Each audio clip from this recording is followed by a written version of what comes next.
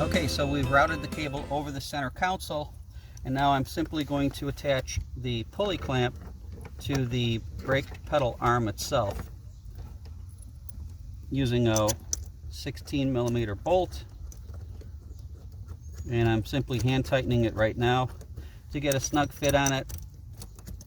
It's important that this be installed as close to the brake pedal itself as possible, and this will help maximize the leverage you obtain when you press on the brake pedal on the passenger side. So I'm simply snugging it down right now.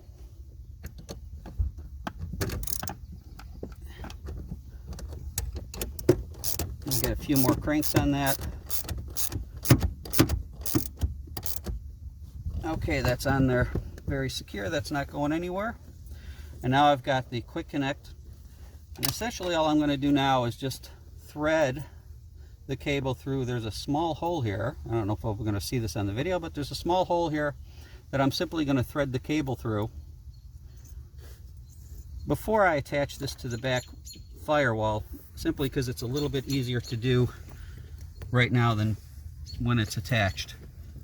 And I said earlier that I've pre-drilled the hole, so there's a hole here that already exists for the screw, and I'm going to put the screw in. And again, if you have a fleet of cars and you want to just prepare other cars in case you need to move the brake between vehicles,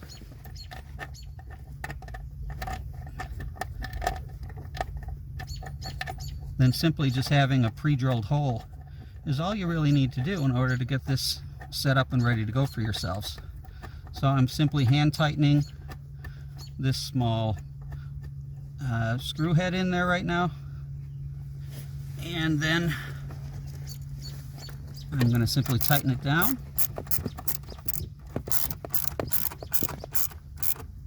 And I've just secured that to the back of the firewall.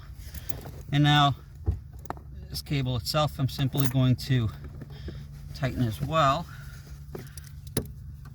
And I'll just need a couple of turns. I've already hand tightened it, so just a couple of quick turns here will be enough to get this thing on nice and snug.